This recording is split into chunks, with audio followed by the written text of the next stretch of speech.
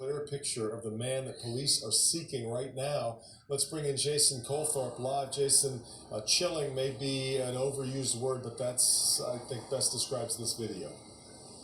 Name was Norm. At least that's what people in the neighborhood knew him as. I talked to a woman today who knew Norm, and she said he had a physical fight with the man who shot him once in the chest and killed him before this happened. She said the shooter is also known in the neighborhood, and she, like many others, hope the tips start rolling in once people get a good look at his face right now. It was a 20-something gunman who has shoulder-length dreads, walks the 36-year-old victim out of the store, forces him to sit in a vehicle, and then shoots him dead. Police also want to talk to the woman seen here in the store. She was with the gunman. The victim was known as Norm, a man who had a lawn service business in the area. Norm. Subscribe and like. Thank you for watching my video. That is the suspect car right here.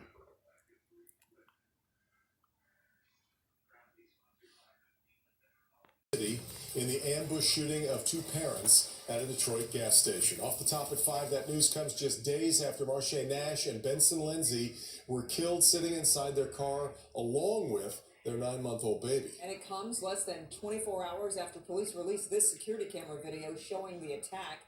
We want to get right to Sean Leahy's live tonight. Sean, what are your police sources telling you? Sources are telling us tonight, Sean, what are your police sources telling you? Sources are telling us tonight that it was tips from the public, tips that they asked for, that led to the arrest of who they believe are the two gunmen who are here on Monday evening shooting this young mother and father. A memorial here outside the gas station growing for the couple. Tonight I'm speaking to the father of Marsha, Johns Nash. He feels the need to act because of this, but first he had to watch that terrible video. Did you watch the video? Yeah, I did watch the video. I did watch the video. Put yourself in the shoes of Greg Johns Nash, watching video of this deadly ambush that killed his daughter Marsha and her boyfriend Monday night. This happened to many families, and now it just happened to me. Marsha, a 21-year-old mother of two, was hit one time and killed, along with her boyfriend Benson Lindsay. He's armed with his own AR-15 to protect himself and his co-workers. Fox 46's Will Lewis is live at CUPD headquarters tonight, and Will, the co-workers, they're thankful this didn't end up a lot worse. Yeah, they sure are, Brian. You saw in that video, one man had to jump out of the way of a bullet, and an employee tells us that a bullet almost punctured a gas line. And that same employee we spoke to saying, this needs to stop. This is how the interaction between two groups ends as gunfire erupts at the pumps of the B&K Gas and More store on Glenwood Drive in Charlotte. At the pumps of the B&K Gas and More store on Glenwood Drive in Charlotte. Those with you. B&K Gas and More store on Glenwood Drive in Charlotte. Those with you. Pumps of the B&K Gas and More store on Glenwood Drive in Charlotte. Men in a car at a gas pump. Check this out. One of the men pulls out a long gun, either an AK-47 or AR-15, ready to fire. The man puts the gun away and then speaks to the men in the gray car. Assistant manager Mohammed Abdel Raham says, unfortunately, he's seen this before. There have been 5 robberies on me. One put AR-15 on me at night, and the other put the firearm on my head. Inside the store, surveillance photos show what appears to be an argument. One group walks out and towards the back of the parking lot. Then the next group.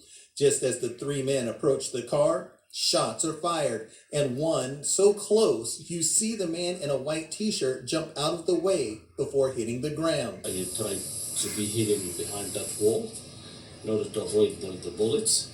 Then I pulled the panic button. You know, it was 2 groups shooting back and forth at each other. Fortunately, nobody was injured or killed in this incident. 6 days later, there's still a bullet hole in the wall, shattered glass in another area, and scared employees. Subscribe and like, bringing live news to you.